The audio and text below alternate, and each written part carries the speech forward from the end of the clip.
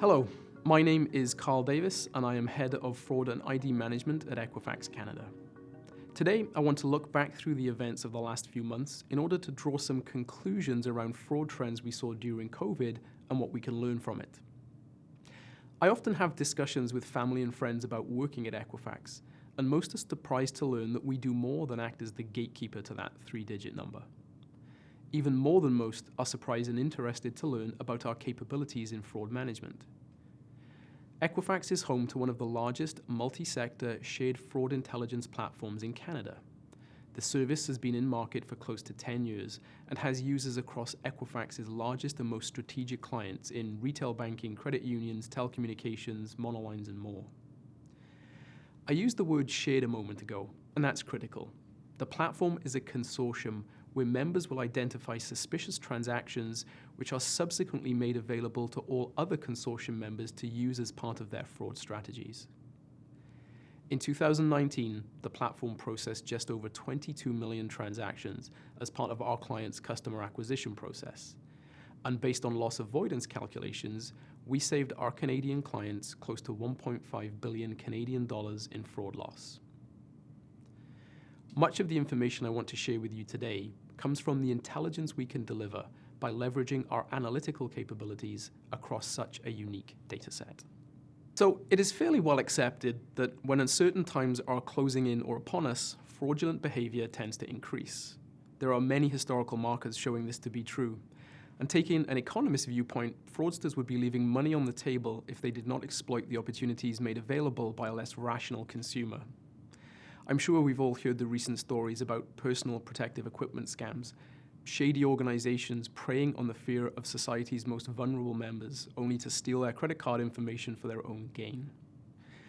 Would this type of scam have happened in normal times? Well, yeah, it does, but not with such frequency or such high rates of success. Consumer behavior is shaped by our environment, and when that environment causes the consumer to feel less secure about their safety or financial position, they will act less rationally. Appropriately, the behavior of fraudsters is also shaped by the events and opportunities that current conditions offer. So being mindful of our environment plays a critical role in any fraud mitigation program. And so it stands to reason that in our current period of uncertainty, we should see trends from our Canadian data that point to increasing fraud activity during the height of the pandemic. So let's check it out. So during the months leading up to the COVID-19 lockdown, fraud levels observed were relatively stable against the backdrop of seasonal changes. It is expected that toward the end of each quarter, fraud rates typically trend downwards after a seasonal maximum seen at the end of Q4 spilling over into the new year. Q2 historically enjoys a downward trend in terms of absolute numbers. By looking at the count of frauds identified, the red line on our chart, it could be assumed that 2020 was following our expectations. As you can see, we had a high point in January, then we're slowly moving downward. However, the influence of COVID was such that application volumes were significantly reduced, in fact, reduced to levels not seen in recent years. Leading into and in the midst of the pandemic, this was not a huge surprise. Consumer appetite to purchase big-ticket items dropped dramatically, and this was even if their retailer was open or available to serve them. On a personal note, my refrigerator broke down in April, and it took me almost 3 weeks to get a replacement, as no retailer would deliver to my home nor allow me to pick up the model from their warehouse. Month-over-month changes to volume flowing through the platform bottomed out in April, which showed a 31% reduction in volume compared to March and a 40% reduction between January and April. So interestingly, we have absolute fraud levels that are stable within expectations, but are representing a significantly higher proportion of the applications processed through our fraud platform. So by looking at the fraud rate, or simply the percentage of frauds identified compared to our total population, we can see that 2020 showed us a very different trend than we've seen previously. If we think about the tail end of 2019, which should have been close to the high point of fraud in both absolute and percentage terms, the world was learning of COVID, and some changes of behavior was being observed, but all within the boundaries of reason. By January, COVID-19 was a known property. By February, it was inside our borders, and by March, lockdown had begun. In the first 3 months of 2020, change had swept the economy globally and locally in Canada, and with it came fear, uncertainty, desperation, three emotions that will greatly impact behavior. Indeed, for a period when we expect fraud to generally trend downwards, we saw a 43% increase from January to its peak in April. So back to our starting statement that fraud will typically rise in times of uncertainty. I think we can conclude that this to be true for our recent events, but this is not the whole story. Some, including myself, believe that the increase in fraud was actually going to be higher. So what can we learn from the data to help me with my future predictions? Let's look at the data from a few different angles. Firstly, let's assess the fraud rate across the simplest of measures, age segments.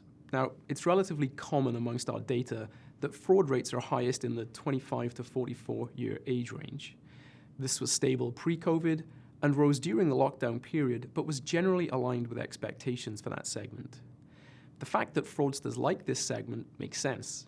Fraudsters are always looking for targets from whom they can leverage the most value. Typically, this means people who have active credit and for whom substantial transactions would not be out of the norm. I cannot speak for anybody else, but I know my folks were not out buying jet skis at the weekend.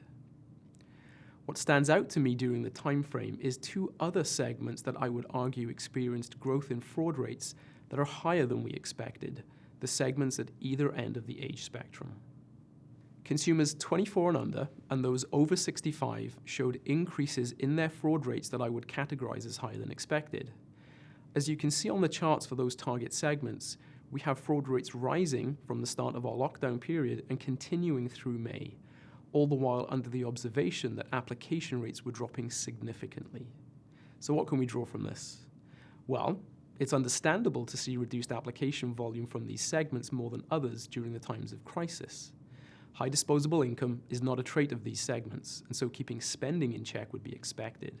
Taking the income driver further, these two age segments are more likely to suffer income insecurity than others, and therefore may be most likely to perpetrate some form of misrepresentation on applications in order to secure some additional funding.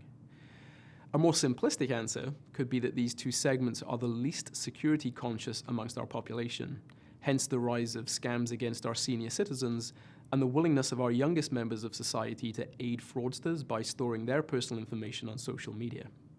Let us now look at our fraud data by applying it across credit risk bands using an Equifax ERS risk score to identify any trends. Unsurprisingly, the lowest range of scores historically have the highest incidence of fraud, and this remains true during the period leading up to as well as during COVID. Much like we observed a moment ago, application volumes have been dropping across all segments, while fraud rates have remained stable or increased. Of particular note here is the growth in the 601 to 660 range. Although still toward the risky end of the spectrum, this segment normally behaves similar to that of a lower risk segment. However, during pandemic times, fraud growth for this segment was notable. The chart on the right shows percentage fraud rate growth index from November 2019, and we can clearly see a pattern that all risk bands followed through April, but the 601 to 660 band showed the strongest growth through May and was actually still growing despite all other bands beginning to fall. So why is the critical question here? Personally, I think we may be seeing the displacement of consumers from the less than 600 range into the next band. During lockdown, many people maintained an income but incurred less expenses, transit, daycare, payment deferral schemes even. People who use these funds to get that card balance down a little could be moving into a risk band that is likely overstating their capacity under normal circumstance. And that should be something we know if we move into another lockdown period. This is an interesting observation, but I'm not sure it points to anything that helps me explain why I believed our fraud rate is lower than we expected. An often telling measure may be to look at which product groups are being targeted by fraudsters during our time frame. Looking for spikes in particular industries or verticals can uncover some great insights into how fraudsters are operating. For simplicity, we have grouped many products and services we assess into some broad categories, as you can see on the chart. Most of the categories are showing a relatively stable fraud rate during the pandemic when looking on a quarterly basis. Even when viewed monthly, as with all other measures, our standard rules apply across the board: reduced volume, yet stable or increasing fraud rate. Telco, interestingly, registered a very small drop in fraud against a volume reduction. Consumer cards, often a great barometer of consumer sentiment, is showing growth in fraud, but again, nothing notable. Where we are seeing significant growth, and where the story is the simple direct deposit or checking account. Fraud for this product is actually quite common, with fraudsters opening accounts, depositing checks with insufficient funds, and withdrawing those funds before they have cleared between institutions. Taking advantage of the float time has been around for many years, and in all honesty, is not a fraud activity that would immediately come to mind as the fraud of choice right now. Looking further into the data, we can again see the typical trend of reduction in requests for such products, but this time with truly notable growth in fraud rates, hitting over 2% in May, representing an increase of 53% between February 2020 and May 2020. Interestingly for this product, the peak of our fraud rate actually happens in May and not April, which was exclusively the peak month for all other products. The exceptional growth and extended time frame of consumer deposit fraud would indicate there is a key driver behind this type of fraudulent behavior. So I mentioned that consumer cards often brings an interesting story when looking at trends in fraud, and during our analysis around product segmentation, we found a data point that really stood out. Not traditionally fraud, but I wanted to share it as a potential area for you to review. It may surprise you to learn that despite applications being deemed suspicious in our fraud platform, some issuers will continue with the application and issue the plastic. Now, in such circumstances, one would expect a reduced limit to align with the increased risk being undertaken. However, when we plotted these average balances across a timeline and separated out suspicious and non-suspicious applications, we found that during the pandemic months, average limits for cards issued against those suspicious transactions was higher than limits issued for low-risk cards. As you can see from the chart, the inversion of the average limit happens toward the end of March and does not correct itself until early June. Now, I'd love to say I had an intelligent explanation for why this may be the case. My opinion, likely limit optimization strategies were lagging behind the rapid change in behavior that COVID has brought about. Let's bring our analysis back to a more fundamental view on fraud, and one which I think will help us answer our original question. When we look at fraud trends, it is important to distinguish between first-party fraud and third-party fraud. For the purposes of this slide, I'm excluding the small number of records marked as unknown, although they typically boost the third-party group more. First-party fraud involves an individual knowingly misrepresenting or giving false information in order to obtain services or credit for which they may not otherwise qualify. This type of fraud is often driven by necessity. We hear the term fraud for shelter in the housing market, as that extra few $1,000s on your income gets you into the home you need. Falsely increasing your income on an application is fraudulent, no doubt, but in 2017, an Equifax study found that 13% of Canadian consumers surveyed believed that those little white lies were okay. Astonishingly, 8% of those surveys admitted to having misrepresented facts themselves.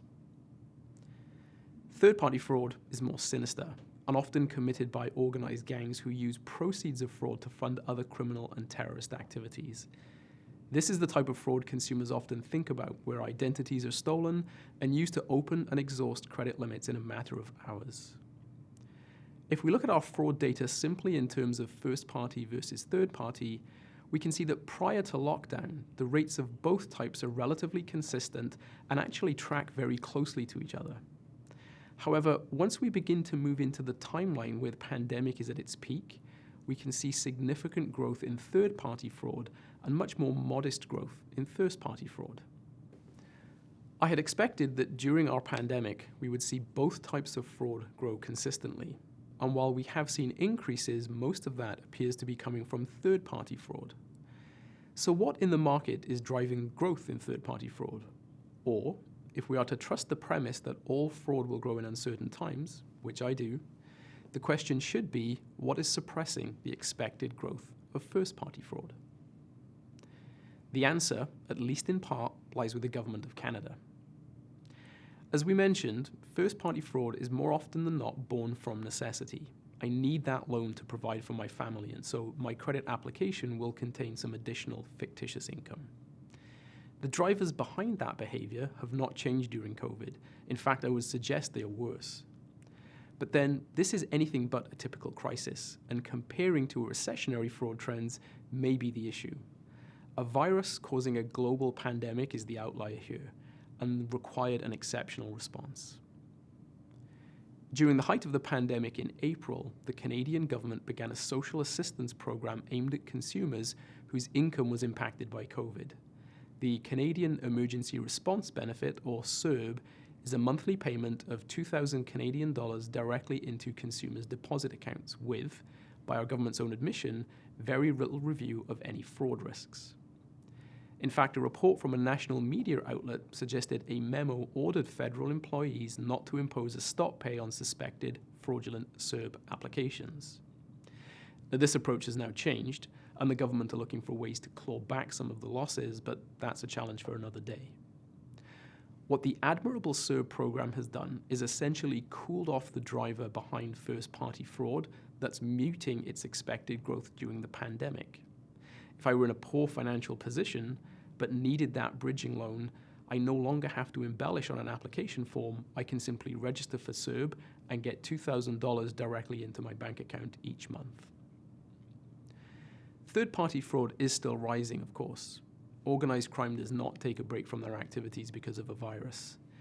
In fact, if we think back to the notable increase in consumer deposit account fraud pushing through April and even into May, some of this almost certainly came from third-party fraud.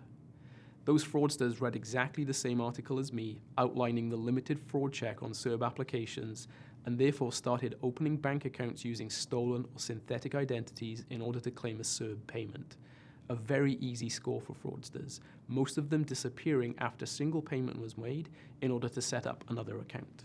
So our original statement, does fraud rise during times of uncertainty? Well, yes, our general fraud trends still holds true, but what we should take away from this exceptional period is that not all fraud will rise equally, and most importantly, fraudulent behavior is driven by market conditions just as much as consumer behavior. A few final thoughts before we close off. Market conditions will be a key driver of the types and scale of fraud that we see in the next 12 to 18 months. Once the social assistance programs come to an end, it should be expected that we will see first-party fraud rise, possibly to new heights given the economy has not recovered, but many people may still be out of work or suffering reduced income. If we see another lockdown due to a second wave and those assistance programs continue, then we will likely see first-party fraud trends remaining muted. This simply highlights the importance of market assessment when looking at fraud mitigation plans. During the last few months, we have also seen an acceleration of plans to digitize acquisition channels. Now, in many organizations, those plans were already in place. But in the absence of branches or stores, digital became the sole connection point with your clients. Whether or not we see an additional wave of COVID, I believe this expanded digitization will be a defining feature of our post-COVID economy. As with all non-face-to-face transactions, there comes a heightened fraud risk which demands a robust strategy to combat, and I believe focus is needed here. Finally, I expect to see a surge in the use of artificial intelligence models for fraud detection at customer acquisition. Long have they been used in transactional fraud detection, but have only really picked up pace in recent years on the acquisition front. Equifax Canada is currently working with a local AI partner on the development of some fraud models that uses advanced learning techniques to detect first and third-party fraud. Such models that can quickly adapt to changing market conditions, like the need for limit optimization, will be a critical part of an overall fraud risk strategy to make sure our businesses are secure as we learn to live in our new normal. Thank you.